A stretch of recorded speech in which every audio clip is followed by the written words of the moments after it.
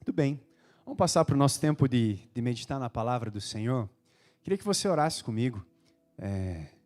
Eu gosto muito de pregar, de falar da palavra e sou muito enérgico, muito animado para fazer isso, mas hoje a madrugada não foi muito boa, sabe quando você está meio devagar? Então que o Senhor derrame mais graça ainda sobre a minha vida nessa noite.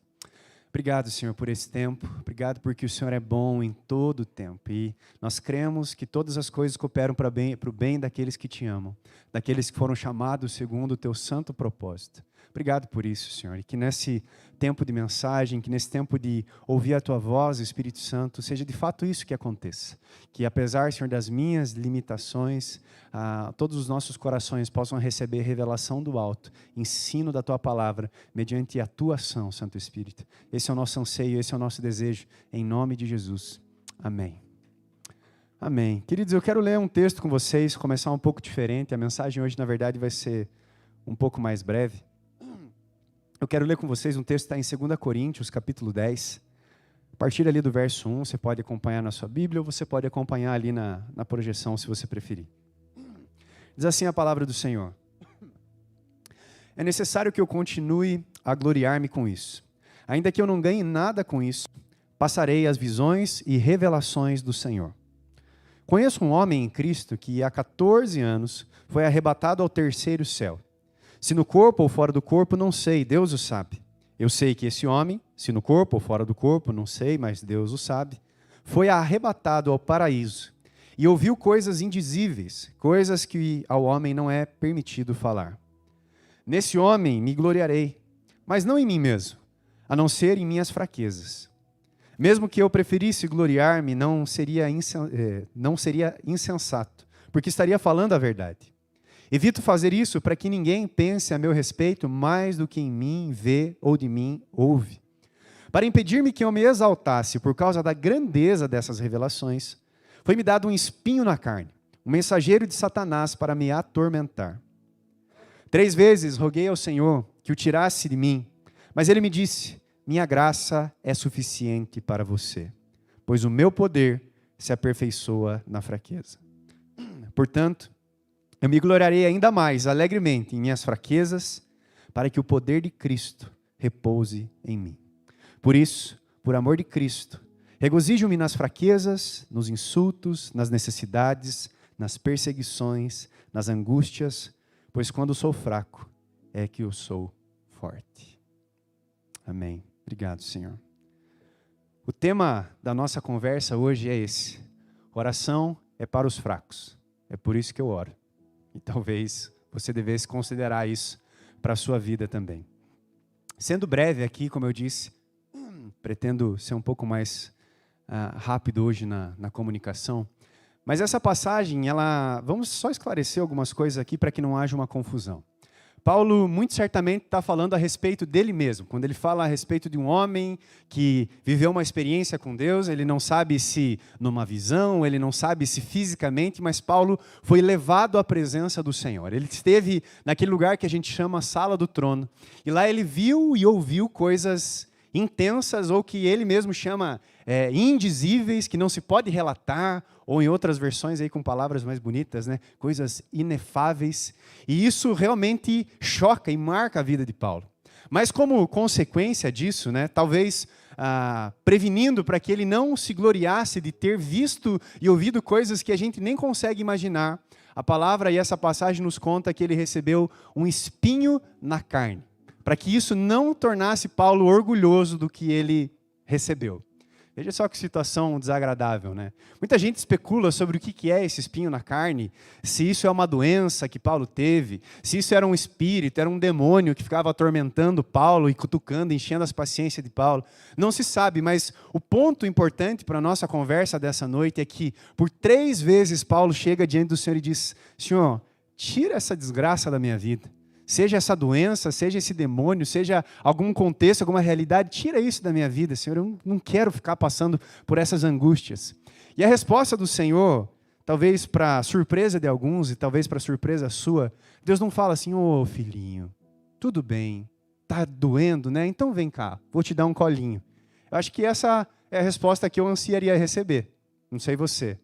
Mas o Senhor olha para Paulo e fala ao seu coração assim: a minha graça já é suficiente para você, porque o meu poder se aperfeiçoa na tua fraqueza. Ah, que resposta boa, né? Você gostaria de ouvir isso diante do Senhor quando você estivesse clamando por uma situação ruim, por uma dor, seja ela física, emocional, espiritual no seu coração? Você gostaria de ouvir isso? Assim, Alícia, o que eu derramo sobre a sua vida já é suficiente. A minha graça te basta. Já pensou? Ivan, tá difícil o negócio. Minha graça te basta. Fica tranquilo. Não é o que a gente espera, né? Até mesmo porque eu não sei você, mas você gosta de se sentir fraco? Tem alguém aqui que gosta disso?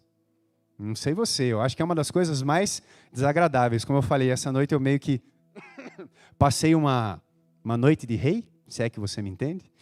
Então a gente já fica meio assim, né?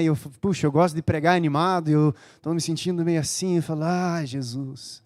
Eu lembro uma vez, já faz acho que mais de 10 anos atrás, nem era casado com a Pamela ainda, fui fazer um lanche gostoso com o pai e a mãe, nós nem morávamos em Ponta Grossa, tinha vindo visitar aqui, e nós fomos fazer um lanche numa lanchonete, estava uma delícia o lanche. O problema foi a consequência do lanche. Eu vou poupar detalhes para vocês, porque eu sei que muitos de vocês vão sair, jantar, comer depois, e eu não quero estragar o teu lanche pós-culto. Mas sabe quando absolutamente todos os buracos do teu corpo estão expelindo alguma coisa ruim? Então, vou me ater nesse momento, assim, que você não sabe o que fazer, parece que você está se esvaindo, assim, e aí você termina, você deita na cama, deita no chão, deita no sofá e parece que tem a dor no teu corpo inteiro, você está assim, meu Deus, que angústia, que coisa terrível. Mas por que a gente não gosta de se sentir assim? Por que a gente não gosta de se sentir fraco? Eu sei que é desagradável fisicamente, mas eu acho que tem uma razão ainda um pouco mais profunda para isso. Sabe por que a gente não gosta de se sentir fraco? Porque quando a gente está fraco, isso tira a nossa autonomia. Quando a gente está se sentindo fraco, isso tira a nossa capacidade de fazer aquilo que a gente quer fazer, de agir na hora que a gente quer agir, de ter força para fazer alguma coisa que o nosso coração deseja. Não sei se você pensa dessa maneira, mas talvez para mim uma das coisas que mais me incomode em passar por momentos de fraqueza é estar assim. Você não consegue sair, você não consegue trabalhar, você não consegue cuidar da tua família, você não consegue fazer aquilo que você tem para fazer e você fica se angustiando. Eu, às vezes, quando passo por uns momentos assim, eu fico com raiva de mim. Você já passou por momentos assim, você fala, que raiva, que coisa, eu queria estar bem, eu queria estar conseguindo fazer as coisas, mas estou aqui me arrastando. E aí você não quer ficar fazendo cafuné na tua dor, no teu problema, ali você fala, que saco esse negócio. Mas isso muitas vezes tira a nossa autonomia, a nossa capacidade de fazer aquilo que a gente gostaria de fazer. Mas eu queria fazer uma pergunta muito importante para você, que eu queria que você chegasse a uma resposta, conversando com o Espírito Santo até o final dessa nossa conversa breve aqui. E se o fato de você não conseguir fazer o que você quer fazer for uma coisa boa? E se o fato de você não conseguir fazer o que você quiser fazer seja uma bênção de Deus sobre a tua vida? Vou deixar para tentar responder melhor essa pergunta no final da nossa conversa. Mas eu queria te dizer 3 coisas rapidamente sobre oração e fraqueza. Nós estamos nessa estação falando sobre oração que eu queria que você considerasse. A primeira delas é justamente no lugar de oração, é justamente no ambiente da presença de Deus, no ambiente de conversa com Deus, que nós tomamos consciência da graça de Deus que já está disponível para nós. Ou seja, 3 vezes Paulo pediu, Senhor, me ajuda, tira esse troço de mim. E Deus responde. Eu faço um parênteses para te lembrar, principalmente para quem esteja aqui no workshop de profético. Oração não é um monólogo, é uma conversa com Deus. Nós falamos, Ele fala, nós falamos, nós ouvimos e vamos entendendo coisas do coração de Deus. E nessa conversa, a resposta de Deus para Paulo é justamente essa: minha graça te basta. E para que isso faça mais sentido, eu preciso rapidamente entender com você o que é graça. E eu sei que se eu perguntar para você e liberar para você falar o que é graça, provavelmente vai levantar um coralzinho e vai dizer assim, favor imerecido. É assim que a gente aprendeu a entender graça. E não está errado. Graça é um favor imerecido, é algo da bondade graciosa de Deus sobre as nossas vidas. Mas como é que a gente costuma entender ou aplicar a graça na nossa vida? Graça, então, tem a ver com o favor imerecido de Deus para que Deus me ame e eu seja salvo, para que eu possa ter um relacionamento com Ele e eu possa ser salvo da minha condição de pecado, de condenação, para viver uma vida com Ele. Você concorda com isso? Graça é isso ou não? Sim? Então, para quem disse sim, eu pergunto, graça é só, entre muitas aspas, isso ou não? Se graça não é só isso, graça é o quê? Risca um parpite aí, queria ouvir um, nem que fosse assim, aquele que vai lá na linha da lateral, assim, mas queria ouvir uma ideia. Oi? Perdão, graça é perdão, perdão, exatamente. Que mais? Favor de Deus, amor? Amor de Deus. Eu queria que você considerasse nessa noite, e eu talvez gostaria de pregar sobre vários textos, gastar várias horas, mas eu vou resumir em uma coisa. Sempre pense graça como um poder, uma capacitação espiritual de Deus sobre a sua vida para você poder fazer alguma coisa. Graça não é só para que, e eu falo esse só entre muitas aspas, para que você seja amado por Deus. Nós cremos que esse é o aspecto mais importante. Jesus morreu por nós, pelos nossos pecados, nos entregou a vida dele, e isso é de graça, é um favor imerecido, é uma bênção imerecida. Mas não é só sobre algo que aconteceu lá atrás e em um momento na minha vida eu me rendi a Jesus e isso tocou meu coração. Graça é o poder de Deus que atua nas nossas vidas todos os dias para que a gente possa fazer absolutamente tudo que a gente faz. Se você levanta todos os dias, abre os seus olhos e você respira e consegue entrar ar nos seus pulmões, isso é fruto da graça de Deus. Se você tem um trabalho para onde você possa trabalhar, onde você possa trazer sustento para a sua casa, onde você possa cumprir propósito de Deus sobre a sua vida, isso é graça. As coisas que Deus manda ou alinha no seu coração para você fazer no seu ambiente de trabalho, no ambiente da sua família, você precisa de graça para fazê-las. Queria que você começasse a pensar nisso, quando eu digo que é no lugar de oração que a gente escuta essa voz do Senhor que diz, a minha graça é suficiente para você. Se no seu trabalho você tem vivido um espinho na carne, se no seu casamento os seus relacionamentos representam um espinho na carne, se em diversos ambientes, se no seu ministério você tem estado frustrado, cansado, sobrecarregado naquilo que Deus te chamou para fazer, e isso é quase tão sofrimento quanto um espinho na carne, o que você precisa é de mais graça de Deus sobre a sua vida. Às vezes a gente vai se encontrar com pessoas que são exatamente as pessoas que Deus planejou para que a gente estivesse perto de nós, para derramar mais graça no nosso coração. Você tem um chefe que você já pensou em promover ele para o céu algumas vezes? No teu trabalho? Ou não necessariamente um chefe, um colega, né, a pessoa que senta na mesa do lado, e todo dia você ora, intercede por ele, né? Deus, levanta, leva logo essa bênção aí para estar com o Senhor. E aquilo ali representa para você um sofrimento. Você precisa de mais graça. Você tem aquela vontade, às vezes, de esfregar a cara abençoada do seu marido no chão da cozinha, quando ele entra com o pé sujo, e você só falou 1.366.515 vezes que não era para entrar com o sapato sujo, e você está com vontade de pegar aquela cabecinha linda dele e fazer assim em cima da sujeira? Eu sei que dá vontade. Nessas horas, o que a gente precisa? De mais graça. Eu estou dando uns exemplos meio bestas aqui, mas eu queria que você entendesse que é justamente isso que a gente precisa aprender a buscar no Senhor. Porque qual que é o problema? Às vezes a gente se vê atribulado em alguns ambientes e a gente quer buscar solução para aquela circunstância, para aquele espinho, para aquele momento desagradável em vários lugares. A gente quer buscar a solução no banco que vai me fazer um empréstimo. A gente quer buscar a solução no meu cartão de crédito que eu vou resolver, porque eu vou parcelar, eu vou pagar em 1 milhão de vezes. Eu vou buscar a solução no psicólogo, no terapeuta, no médico, etc, etc, etc. E mais uma vez, não tem problema você buscar essas coisas como um complemento. Mas se você vive um momento de espinho na carne, dificuldades, o que é que você precisa? De mais graça. Eu e você, a gente precisa chegar nesse momento onde talvez o espinho na carne seja a única coisa que empurre a gente nesse lugar da presença do Senhor, onde Ele vai falar sobre o meu coração, sobre o teu coração, dizendo assim, filho, filha, a minha graça já é suficiente para você. Imagine que você, principalmente para você que lidera a sua família, imagine que você está dirigindo um carro, o carro da sua vida, o carro da sua história, e a gasolina está chegando ali já na reserva. Ou seja, se você não tomar uma atitude, provavelmente o negócio vai parar no meio do caminho e vai ser muito mais desagradável lidar com essa situação. Você precisa procurar, então, um posto de gasolina. Você precisa achar um lugar onde o combustível seja reabastecido em você. Usando essa analogia bem besta, o combustível que faz as coisas na tua vida andarem para frente chama-se graça. Só que se você não for até o posto de combustível, não tem como Deus abastecer o seu tanque. Você está me entendendo? O posto de combustível é o lugar de oração. O posto de combustível é o ambiente de encontro com a presença de Deus. O posto de combustível é o fechar a porta do quarto, estar no secreto e o Pai que vem em secreto abençoar e derramar mais graça sobre a sua vida. Então, se está difícil, meu irmão, bem-vindo ao clube. Ótimo. Se está difícil, muito provavelmente porque você está fazendo algo certo, algo correto, algo que Deus te chamou para fazer. Porque se tivesse fácil demais, eu nunca li, nem na Bíblia, nem na história de grandes homens e mulheres de Deus, que fizeram grandes coisas no reino de Deus, eles dizerem em nenhum momento da história, dizendo assim, nossa, tá fácil, estou tirando de letra. Não, se você está debaixo do propósito de Deus, da direção de Deus sobre a tua vida, vão existir desafios. O que aconteceu com Paulo aqui foi consequência de uma grande experiência com Deus. E talvez Deus esteja gerando coisas grandes, ou prestes a gerar coisas grandes na sua vida, mas isso não significa que não vai existir uma dificuldade.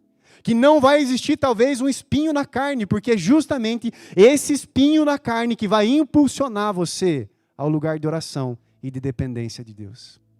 Eu não sei você, mas às vezes a gente acha que a gente sabe, inclusive, aconselhar Deus.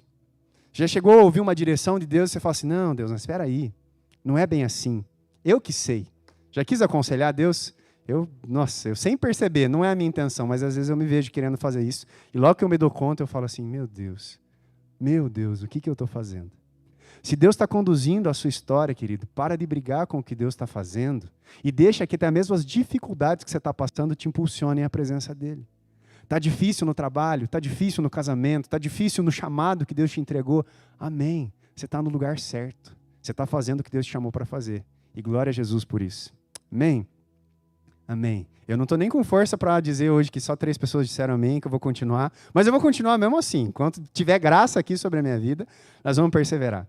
Segunda coisa, as fraquezas são justamente aquilo que nos empurram para o lugar de dependência de Deus. É justamente esse espinho na carne que te leva para esse lugar que faz você depender de Deus. A gente gosta muito, querido, de ser forte. A gente gosta muito, porque, mais uma vez, força está ligado com autonomia. Eu faço, eu aconteço, eu decido, eu resolvo, eu planejo, eu faço, etc, etc. E é muito bom a gente poder sonhar em fazer todas essas coisas. Só que eu preciso te lembrar que a lógica de Deus, a cultura do reino de Deus, não é como a nossa. A cultura e a lógica do reino de Deus é diferente do meu jeito e do seu jeito de pensar. Vou te mostrar alguns exemplos sobre isso. No reino de Deus, se você quer ser o primeiro, você tem que ser o último. Na nossa mentalidade natural, você quer ser o primeiro, você tem que ser o primeiro, o que aparece. Na realidade do reino de Deus, você quer ser o maior, você tem que ser quem?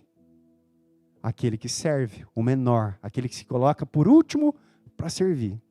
Na lógica do reino de Deus, você quer ser grande, você tem que fazer o quê?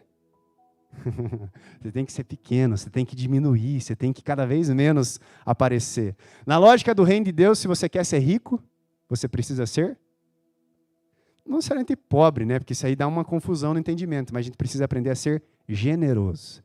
Essa é a característica da realidade do reino de Deus sobre os filhos, para aqueles que pensam sobre riqueza.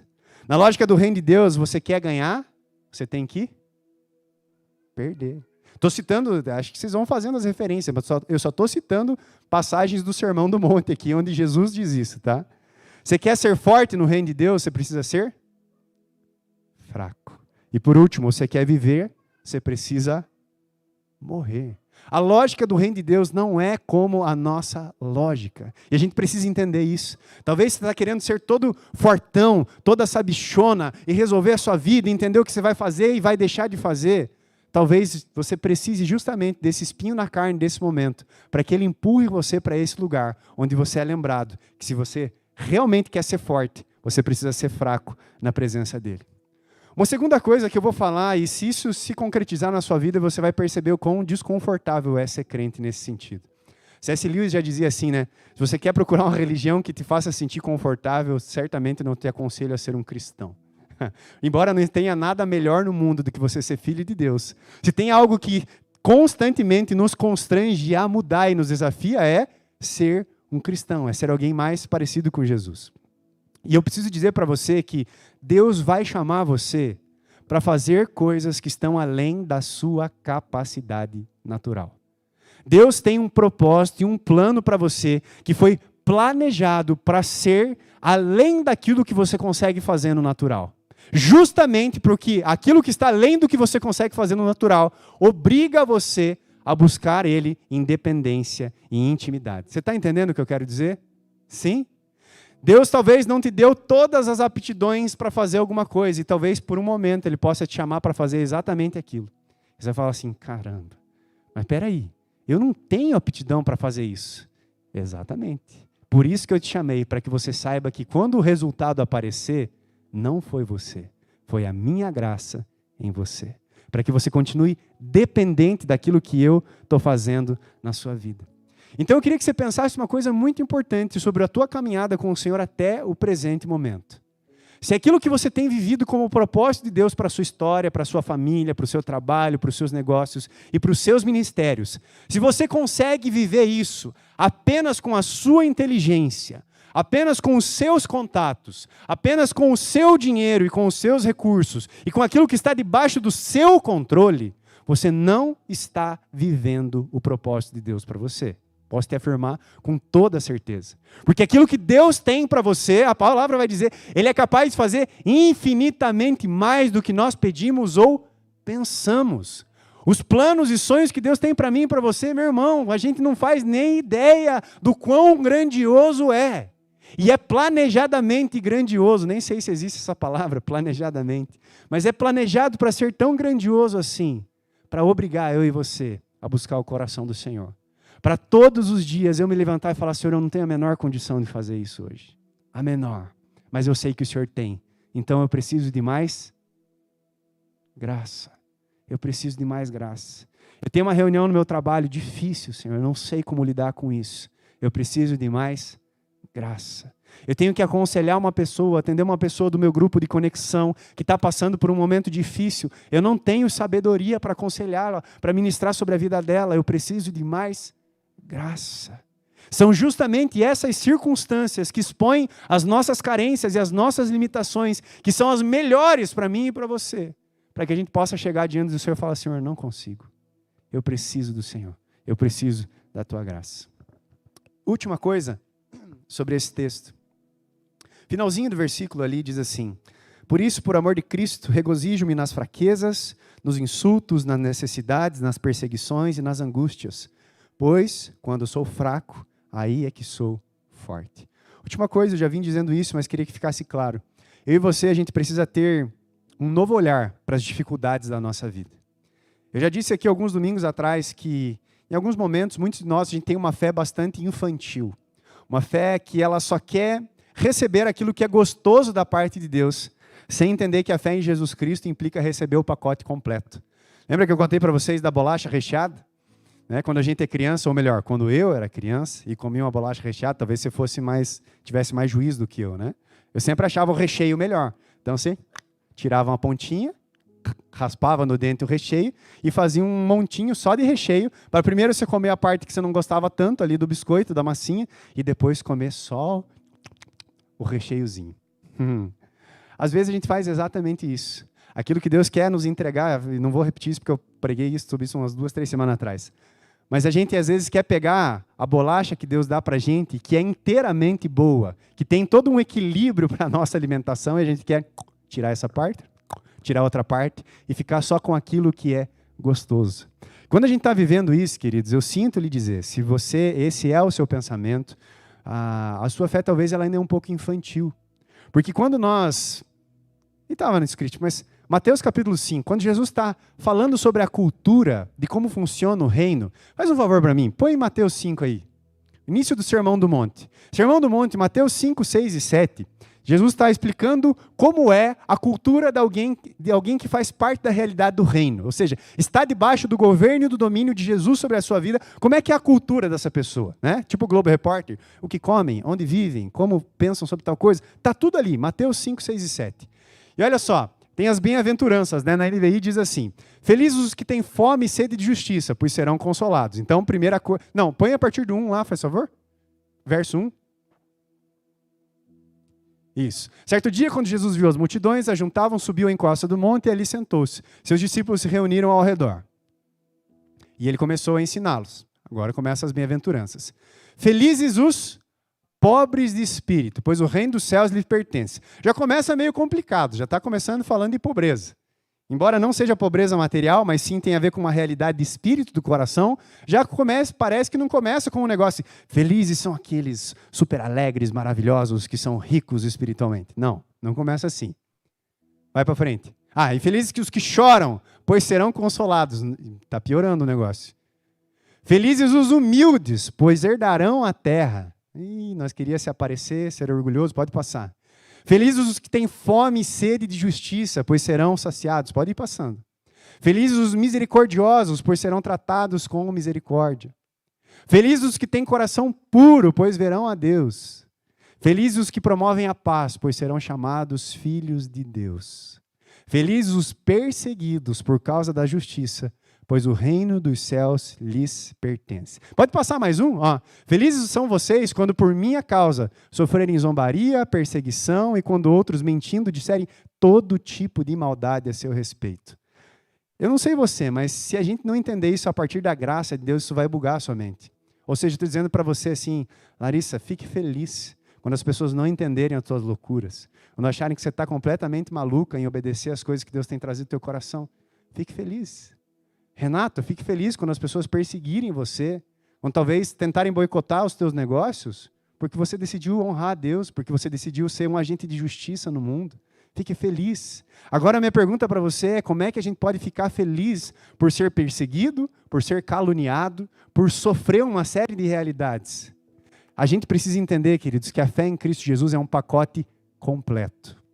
Ou seja, Jesus diz assim, aqueles que creem no meu nome viverão como eu vivi, farão as mesmas obras que eu fiz e obras maiores ainda farão. Então isso inclui uma série de coisas boas, inclui momentos gostosos, inclui momentos preciosos com a nossa família, momentos de avanço no ministério, uma série de coisas, mas também inclui momentos de perseguição, angústia, humilhação, difamação e uma série de outras realidades. E o que Jesus, não sou eu que estou dizendo, querido, receba isso. O que Jesus diz é, mais do que felizes são vocês, quando essa for a realidade do coração e da vida de vocês. Então eu queria bater nisso. Comece a ter um olhar diferente para as dificuldades que você está passando.